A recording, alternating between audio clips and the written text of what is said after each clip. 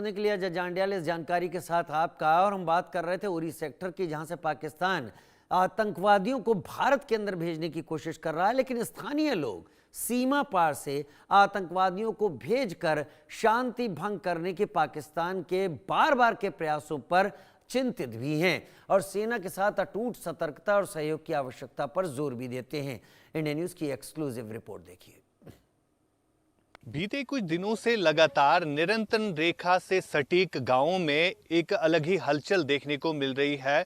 लोगों को ये डर भी सता रहा है कि कहीं ऑपरेशन सिंदूर फिर से रिज्यूम ना हो जाए, क्योंकि जिस तरह पाकिस्तान के पीओके वाले कब्जे वाले इलाके में हरकतें देखने को मिली है, कई सारे ऐसे टेरर लॉन्चिंग पैड्स जो है नए सिरे से बनाए गए हैं जो कि ऑपरेशन सिंदूर में ध्वस्त किए गए थे। और आज भी हम इसी एलओसी एरिया के एक गांव में है जिसका नाम सलामाबाद दक्षिणा है। ये जो आप पूरा एरिया देख रहे हैं, ये सलामाबाद दक्षिणा के वो घर है जिन्होंने ऑपरेशन सिंदूर में काफ़ी ज़्यादा हैवी आर्टिलरी फायरिंग का सामना भी किया था, क्योंकि जब भी पीओके और पाकिस्तान से फायर आता था तो इस बस्ती को भी काफ़ी ज़्यादा नुकसान जो है उस समय पहुंचा है। फिलहाल हम आपको ग्राउंड जीरो से ये तस्वीरें दिखा रहे हैं, क्योंकि इन्हीं पहाड़ियों के साथ लगने वाला एरिया पीओके वाला पड़ता है, जहां पर लगातार बीते कुछ दिनों से घुसपैठ की कोशिशें आतंकियों के द्वारा की जा रही है। और जिस तरह से भारत के रक्षा मंत्री राजनाथ सिंह ने कहा है कि कोई भी टेररिस्ट एक्ट जो है एक्ट ऑफ वॉर माना जाएगा, यानी युद्ध हो सकता है अगर पाकिस्तान फिर ऐसी कोई हिमाकत करता है जिस तरह से पहलगाम में किया था। लेकिन फिलहाल इन गांवों में अब सरकार की तरफ से बंकर्स जो है वो बनाए गए हैं। इसी बंकर को अंदर से हम दिखाने की कोशिश करेंगे आपको कि किस तरह से इस बंकर के अंदर जो है इंसान जा सकता है जब भी फायरिंग हो और जब भी इस तरह के हालात हो। फिलहाल अगर हम सलामाबाद के इस एरिया की बात करें जहां पर 30 से ज़्यादा बंकर जो है वो बनाए गए हैं सरकार की जानिब से, और ये बंकर जो है ऑपरेशन सिंदूर के बाद बनाए गए हैं, और अंदर का व्यू आपको दिखाने की कोशिश करेंगे कि किस तरह यहाँ पर इन बंकर्स में उस समय इंसान जा सकता है और यहाँ पर इंसान सेफ तरीके से जो है रह सकता है। काफ़ी मुश्किल है यहाँ से अंदर आना, लेकिन काफ़ी अच्छे तरीके से भी बनाया गया है इस चीज़ को देखते हुए कि अगर फायरिंग होती है तो उस समय किस तरह से इंसान इस बंकर के अंदर छुप सकता है। फिलहाल ये एक कम्युनिटी बंकर है जहां पर कई सारे जो सदस्य हैं घर वाले जो एरिया के हैं वो इधर छुप सकते हैं। और इससे पहले जब ऑपरेशन सिंदूर हुआ था तब किस तरह का माहौल यहाँ के गांव के लोगों ने झेला था। हमारे साथ कुछ लोग हैं जिनसे हम बात करेंगे। आप मुझे बताइए, आप यहीं पर रहते हैं और जब ऑपरेशन सिंदूर हुआ था तो किस तरह का माहौल यहाँ पर था? बहुत खतरा था। जब फायरिंग होती थी तो यहाँ इंसान, माल, जानवर सब कुछ उनको बहुत खतरा था यहाँ सर। तो उसकी वजह से जो ये बैंकर दिए गए गवर्नमेंट ने तो हमारी सेफ्टी के लिए, तो इनसे बहुत फ़ायदा भी हुआ। तो इस लिहाज से हमें बॉर्डर के एरिया के लोग हैं तो हमें पार की फायरिंग से बहुत खतरा लाक होता है सर।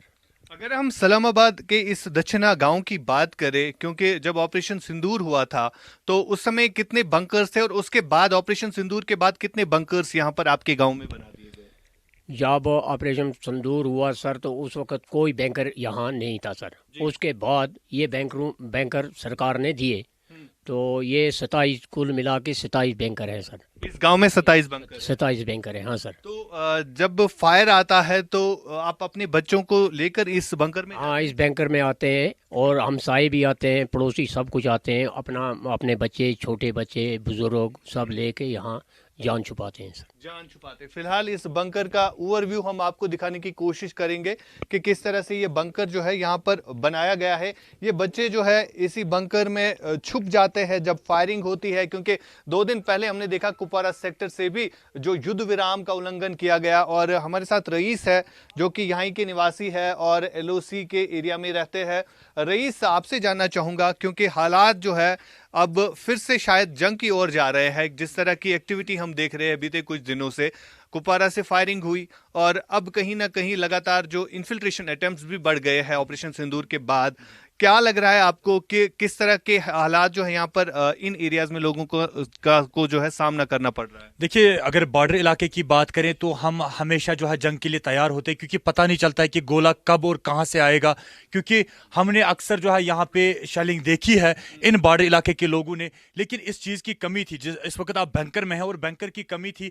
कई सारे इलाकों में जो है उड़ी बॉर्डर इलाके में बंकर पहले से बने थे, लेकिन कुछ ऐसे इलाके थे जिन्होंने पहली बार जो है शेलिंग देखी, जहां पे पहली बार जो है गोले लगे, और उस वक्त जो है लोग काफी ज्यादा घबरा गए। लेकिन अब लोग जो है उनको मालूम है कि कम्युनिटी बैंकर बना हुआ है, जब भी फायर होगा या जब भी कोई गोला आएगा तो वो लोग जो है अपने घर से निकलकर इस अंडरग्राउंड बैंकर में आ सकते हैं, जहां पे वो अपनी आप जो है वो बचा सकते हैं। यानी मैं आपको बता दूं कि जब शेल आता है सर, क्योंकि हमने इससे पहले ऑपरेशन सिंदूर में खुद भी देखा कि एक शेल एक जगह फटता है, लेकिन उसके पीसेस जो है वो काफी एक इलाके में जाते हैं और उन पीसेस से जो है काफी ज्यादा नुकसान होता है। लेकिन जो ये अंडरग्राउंड बैंकर है, इसका ये फायदा है कि अगर शेल इसके साथ भी लगेगा तो पीसेस जो है वो अंदर नहीं आ सकते, तो लोग जो है वो बच सकते हैं। क्योंकि रात के अंधेरे में जब इस तरह की गोलाबारी होती है तो उस वक्त जो है अपने बच्चों को घर से निकालना, एक जगह से दूसरी जगह ले जाना जो है वो काफी ज्यादा मुश्किल हो गया था कुछ लोगों के लिए जिनके पास जो है बंकर नहीं था या जहां पे बंकर नहीं बनाए गए थे।